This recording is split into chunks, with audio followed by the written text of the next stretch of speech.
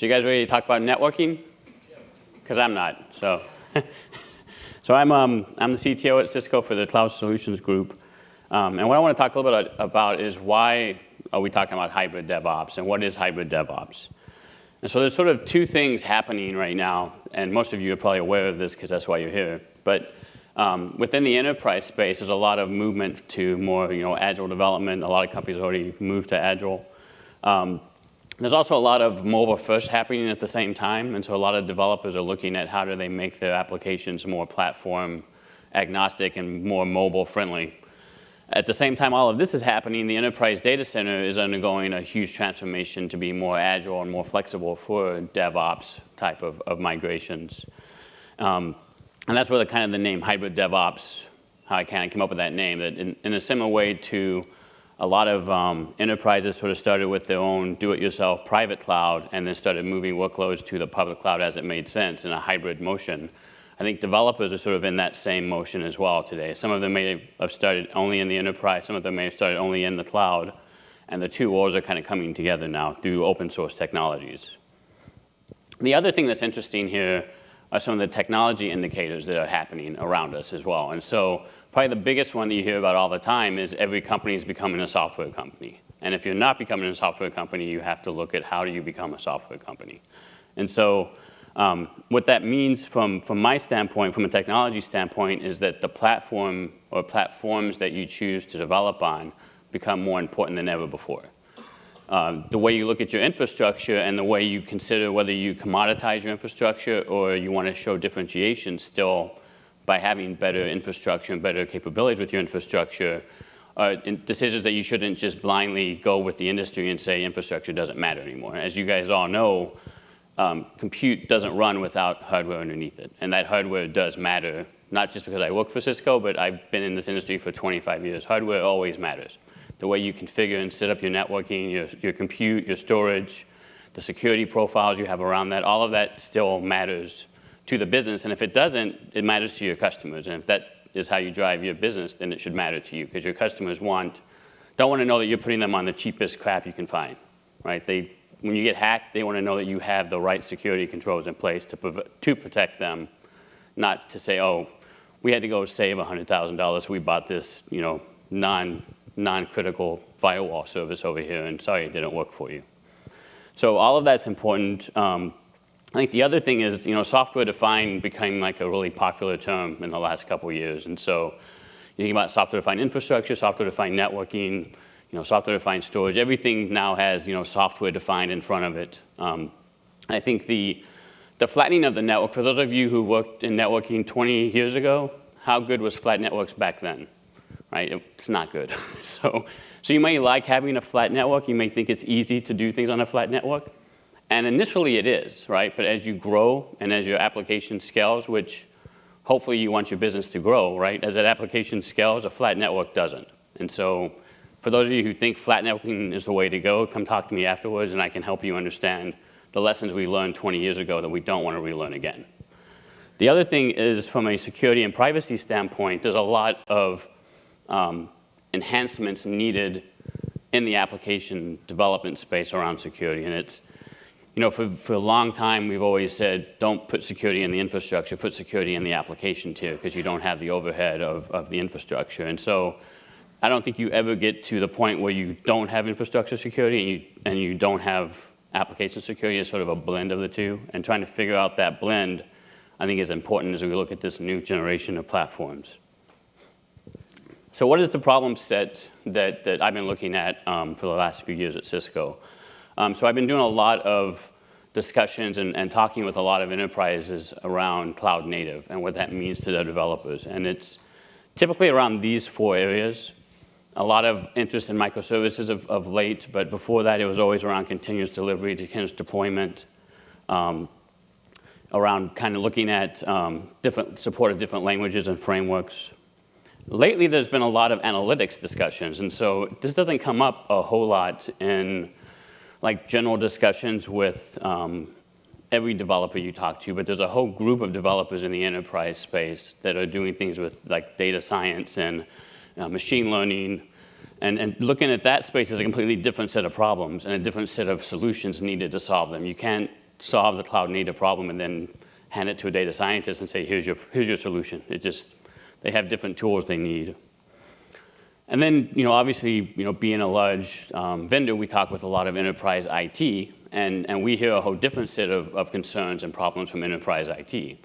And so when you look at this, you really have, completely different problem sets, but there are some commonalities between them, and there's some things you can learn from the way we've evolved infrastructure and software development over the last 15 years. Primarily, I focused on two personas. I look at the IT admin or the sysadmin or the network admin or the compute admins, and kind of the business, the information, the CIO type of business leads, the developers and the engineering leads within IT, for instance. And they have a set of different solutions and problems that they're trying to solve. And then I look at the developers and the business owners and what problems they're trying to solve. And I've been kind of looking at what's the overlap between them, where are their common use cases, what types of developers want IT to kind of support and manage their developers, and which sort of developers don't want IT involved, right? And so what we did was we sort of looked at this from two views, kind of thinking cloud native first and thinking sort of the data scientist first. I wanted to sort of create a simple, open source, easy to use, end-to-end integrated platform that solves a lot of the problems that the developers face today. I think we've done a great job in kind of software-defined infrastructure of making the infrastructure self-service and easy to provision, but we still ask the developers to go figure out the machine size, the ACL ports they want opened. We kind of pass all the complexity that IT used to take weeks to set up, and we now ask the developers to define and configure that infrastructure for themselves. And so, in a lot of cases, the toughest part of a developer's job is kind of getting this whole end-to-end SDLC pipeline set up and getting through the bottlenecks and the roadblocks that get thrown up by different phases of it. And so we created this open source project called Project Shipped. It's at ciscoship.io. It's kind of taking, you can see the tools we've selected and integrated with to date. We're trying to keep it a very open framework. The idea here is that because you have different use cases, there's no reason to just say, here, you need to use just this set of tools. It's fully integrated together. There's a platform underneath it called Mantle that I'll talk about next that kind of is a continuously evolving open source microservices environment. And the point here is to sort of help provide the right tools for the right jobs across this pipeline. It's a completely extensible framework, and so I'm not great at predicting the future, but I know that there'll be something next, something new coming out in the next few years, and then there'll be something new after that, and there'll be something new after that. And so I didn't want to lock us into like, this works great for today and for the next 2 or 3 years, and then we'll see what happens. I wanted to make it so that it could grow with the industry as things change over the next several years. The exciting thing to announce today is that we're taking this and we made it a beta offering. And so my team is supporting it. It's an open source solution, and so it's, you're not going to get locked into any specific vendor. It's not a Cisco like lock-in play in any way. So completely open beta today. Try it out. Let us know what you think. Contribute to it. We're always open to other contributors. Like I mentioned, it's based on a lot of the second persona, which is that IT admin and that kind of do-it-yourself developer that likes to kind of build and play with all the parts. So Shipped is a very simple, I'll show you in a few minutes, a very simple kind of user experience. Mantle is for those developers in the audience that really like to get into the code and define things in very granular detail.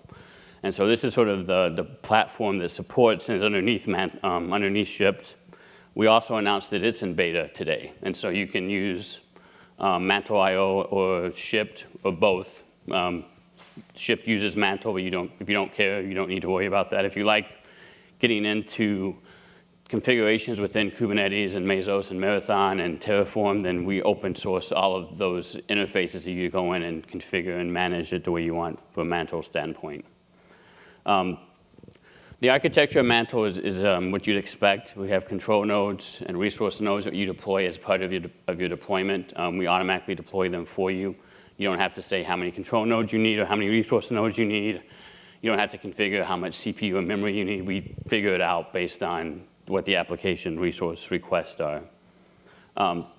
We've deployed this in a single data center. It works in Amazon, Google, DigitalOcean. Some of our Cisco partners like Telstra and DT are available to use it in. But we did something that I think was kind of interesting, and this was about 6 months ago. We made it work with multiple data centers. And we did a bunch of networking and namespace capabilities. So instead of a developer having to map all of their services to UUIDs and then try to figure out what UUID maps to what service, you can actually name your service what you want to name it in a human-readable string, and then you can just call that service and look at that service. It also supports console is what we're using for DNS, but we also use Route 53. So if you use Route 53, it plugs right into Route 53 as well.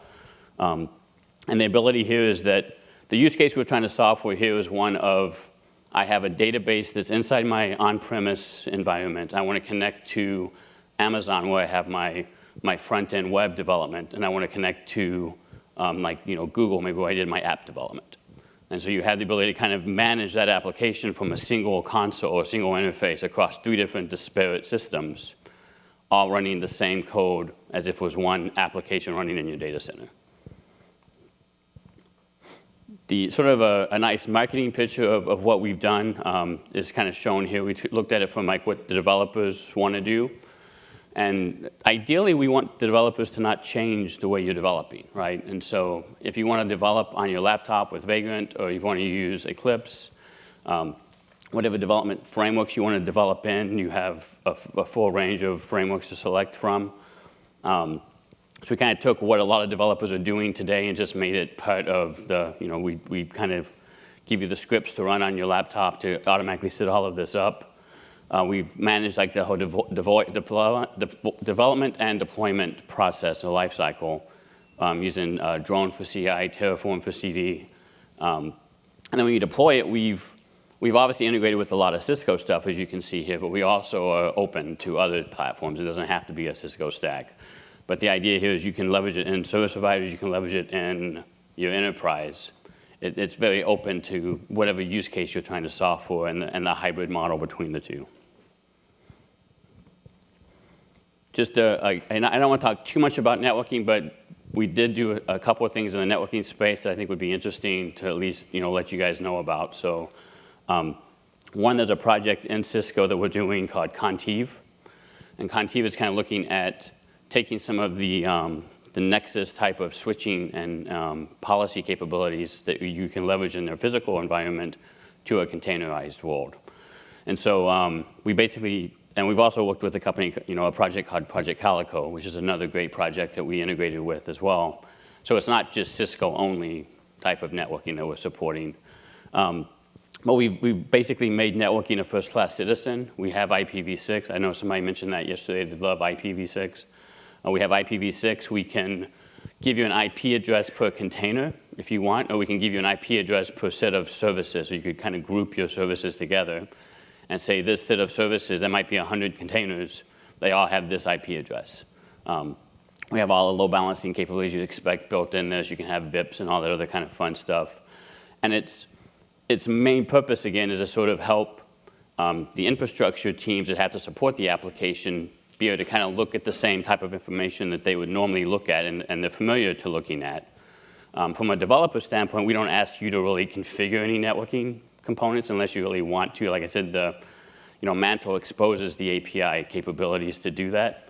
But we don't expect developers to do anything with networking. But we're going to basically take care of all the networking requirements underneath the covers for you. The idea is to seamlessly integrate the existing world to this new kind of microservices or cloud-native world. We're trying to unify different platforms. So today there's a lot, as you guys know, a lot of specific configuration needed when you're kind of building a microservices platform. And so we're kind of integrating all of that and unifying all of those components. And then the last thing is, and I have some more slides on this a little bit later, but there's this belief in the industry that things like governance and security and performance matter still. And so we wanted to make sure that we could help developers define at a high level the level of kind of availability or performance they need or security they need, and then we can enforce that in the underlying platforms, hardware is there. It's not just Cisco hardware, so it supports APIC, but it supports other SDN controllers as well.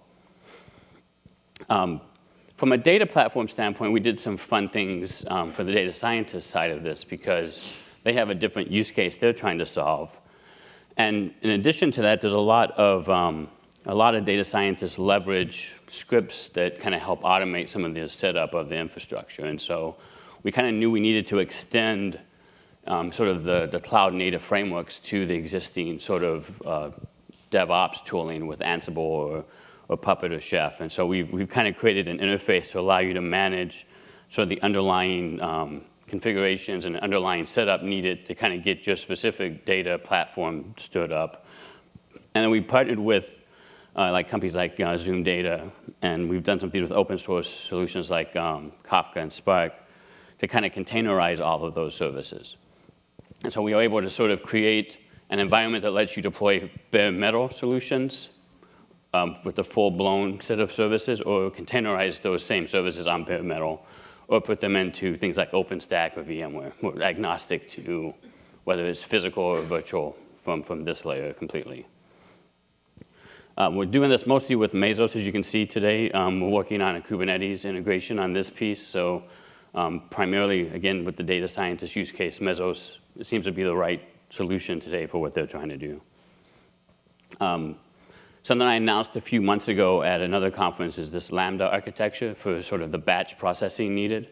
And so some of the same names you see shown up here again. So the idea here is, we're using this today for like our security monitoring and kind of events and trying to isolate problems from a security standpoint. But you can also use it for other batch type of processing. And we have a couple of banks working with us right now that are using this for some of their batch processing.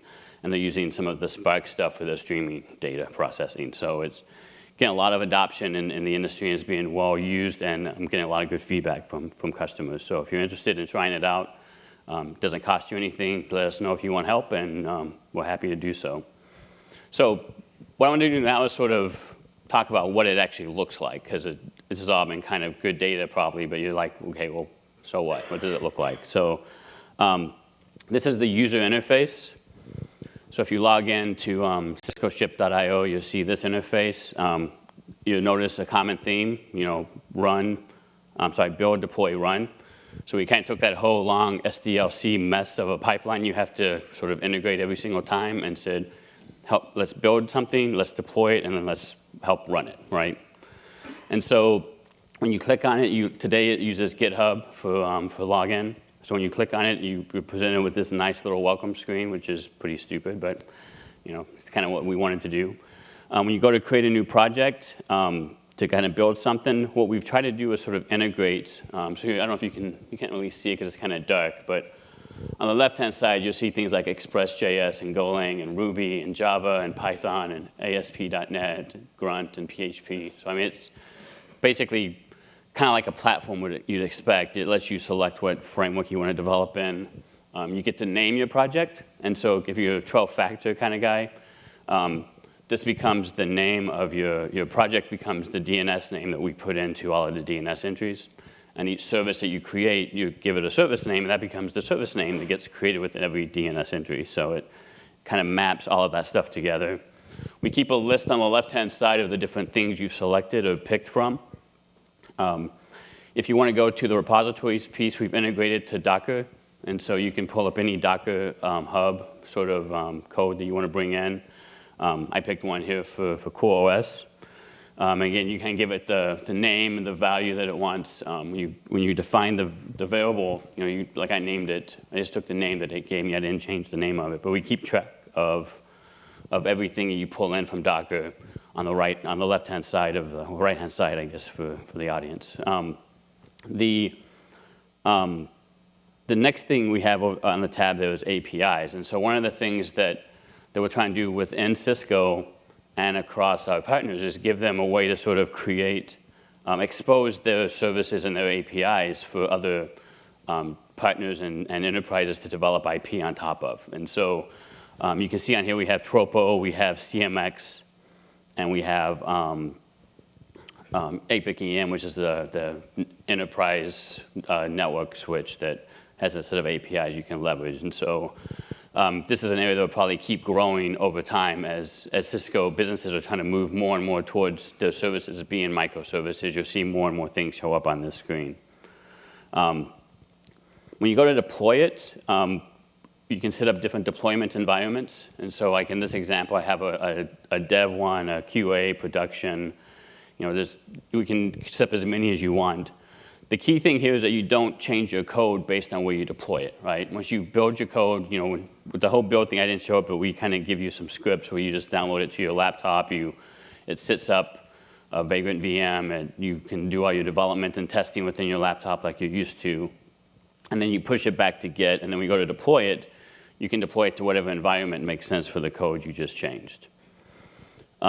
Today it's pretty simple for the setup. We do ask you to kind of define for that service and for this initial deployment what type of CPU you want and what type of memory you want. I have some things in Manto to show that where we're heading to make that easier. We also let you set up regions. And so, in this example, I have like a Cisco region and an Amazon region I've added to this account. So I could deploy to Amazon or to one of the Cisco internal regions I have. In the next release, so this is sort of like where we're taking that deploy piece, which I think is important to understand. Because like I mentioned before, I don't think developers want to have to worry about too much of the underlying infrastructure dependencies. And so we kind of have this little experience here we're creating that lets you either, on the left-hand side, you can select how much money you want to spend monthly. And then we'll automatically configure the right-hand side to kind of give you that experience. Or you can kind of go in on the right-hand side and select, I want less security, or I want more security, I want less availability, I want more availability. And so we kind of give you the ability to sort of fine-tune it at the very beginning of the application creation. We then give you sort of a compose screen. We can kind of drag and drop your different services into a configuration, select if you want like a basic or a standard or a premium edition. Based on that, we then kind of go down to each service you deploy, and within that service space, you can create sort of a local policy for that service. And so you have a global policy that says, in general, this is the type of requirements or SLA I need for my app. But for this service, this is a sort of like local SLA I need for this specific service. And that may be different than what you have set up kind of globally, or it may be the same. And so what we do is we sort of let you configure, select which type of services you want. We let you connect them together in the way you want to connect them. We let you group them based on the type of deployment. And so in this example, I have 2 services on an on-premise data center, 2 services in my private Cisco site, and I have a service in Amazon. And so sort of being able to kind of give you the ability to sort of select what services you want, where you want to put them, how you want to connect them. Each of those network lines have SLAs associated with them, so you can define the type of SLA you want for the network. There's a storage SLA you can define for this, and there's security SLAs. So you can get pretty detailed if you want, or you can just make it very simple and just leave it set up as let the system figure it out because you don't know. On the right-hand side, you also see this view code thing. And so we actually created an interface for this as well, so you could just create like a script file and just upload the code directly. It's just a JavaScript. So once you kind of get through and say, this is what I think I want to deploy, and I've set everything up the way I want it, we give you different options from a budget standpoint and performance standpoint. And so even though you might have selected the original one you see at the bottom of the screen, and that's the cost for that, we kind of show you, you can have a more secure option, you can have a faster option, you can have the cheapest option, right? So we kind of show you what the different options are, and then you can hit the deploy button to deploy it. Once you deploy it, you're then in the run phase, right? And so I'm going to kind of step back out of the future and talk about what we have today from a run standpoint. So we give you different statistics at the container level, at the services level, at the set across multiple sites. And so the nice thing about this is I don't make you log into Amazon or Google or DigitalOcean or to your private cloud, right? You can log into one interface and see everything as if it was running in that one data center, even though it's running in multiple sites. We have some embody things that we've integrated that are kind of cool, that can give you better like visualization. So if you need to kind of show your boss, hey, look how great this is, you can kind of give them better pictures than the basic type of statistics I showed earlier. We also have done some things with stream sets, so you can even get more granular into the actual data, the data analytics, and understand what pieces of the data analytics have more or less performance. And we even exposed the interface to let you sort of, connect things together in a different way if you want a different outcome and test that outcome. So that's sort of at a high level, that's kind of where Cisco's at today. That's the product we have out there. It's an open source solution to get, that's in beta today. Would love your input. What are we working on next? So whenever you develop a sort of a platform, you need some sort of administrative tools to help manage it and understand what's happening with that platform. And so we created probably 12 different tools to kind of help us understand what's happening in the underlying platform and do a lot of like self-healing for like common errors and common mistakes. And so instead of keeping that inside Cisco, we're just open sourcing and releasing all of that in the coming couple of months now. And to do some legal things, which takes a while, as you guys know. But the idea is I open source all of that tooling.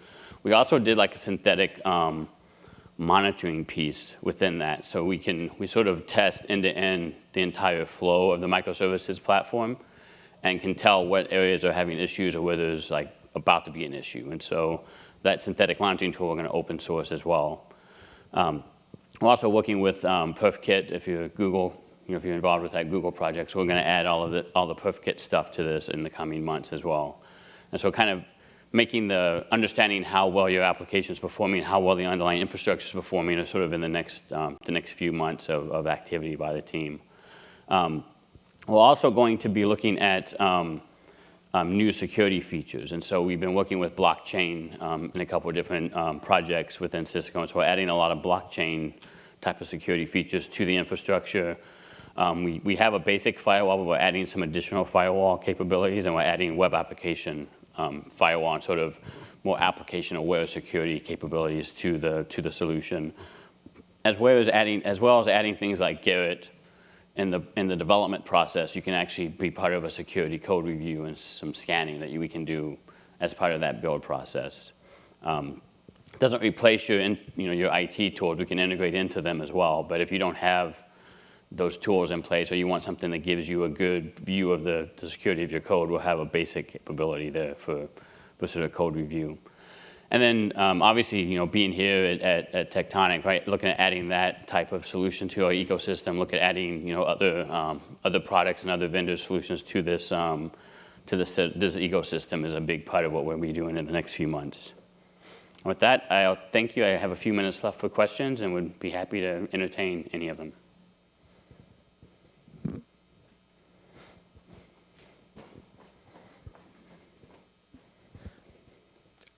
So, well, thank you very much, first of all, for presenting this. Looking at the walkthrough that you showed, at any rate, it seems very like the developer shall rule the earth kind of focused. Like, we have to give them what they want, which I can understand. But then on the other hand, there's this element of choice where you have different operational profiles, these kind of things that, in my experience as a developer at least, I really don't care about. That's someone else's problem. Going back to Google's presentation, you have to give that to other people to worry about. So who is this really aimed at? Because if I'm a developer who just wants to have the easiest experience possible, I'll go with ECS. Right. Because I don't have to make these choices. So could you give me some insight into who you really think should be buying, running? Sure. So Shipped is for your type of developer who doesn't want to make any choices, doesn't want to have to worry about anything underneath the covers at all. Shipped was designed just for the developer experience only. Right? If you want IT to take care of something, Shipped is not going to give the developer the access to the underlying infrastructure. Mantle is designed for the IT admin team and for the developer who likes to do it themselves and get into the weeds. And so that's the reason why we have them as separate projects. If you want to understand every single bit and nuance and make every single choice yourself, use Mantle. Now, you don't have to use Mantle in that way, so I don't want to leave you with the impression that if you use Mantle, you have to go in and configure everything. You don't. Mantle also just works off the shelf and does everything for you. So you can use Mantle as a developer as it comes off the shelf and not have to ever get that pretty user experience. But Mantle, in theory, was designed for the do-it-yourself developer who wants to get in and make those configuration changes. Or the IT admin that's going to create an environment and say, developer, use this environment. And then developer would either use Shipped or they'd use some other platform. Make sense? Yeah. Thanks for the clarifying question.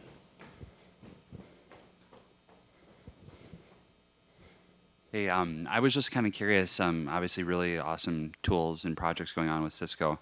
What is, I don't know if you can answer this question, but what is kind of the long-term kind of commitment to these tools, over the long haul for, teams like ours who we've been building a lot of similar tooling internally, but it's starting to get to be a little bit overwhelming for the size of team that we have. So we're starting to look at more of these, these kinds of tools. So just curious, over the long term, is it something that Cisco's going to stay with?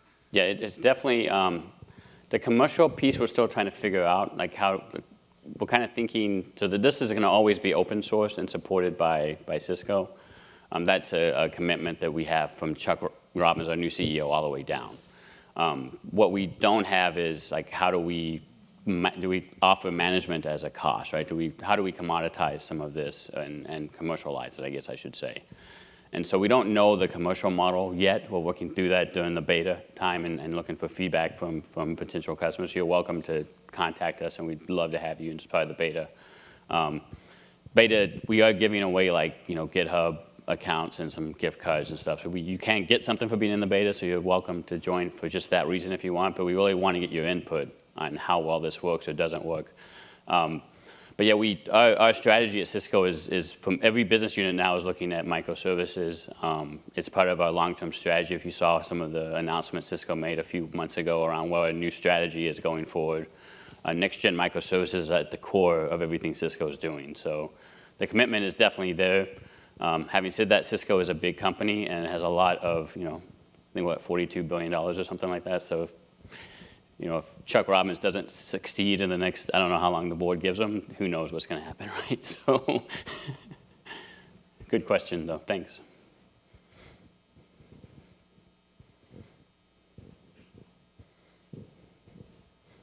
Cool. Well, thank you all very much for your time and attention.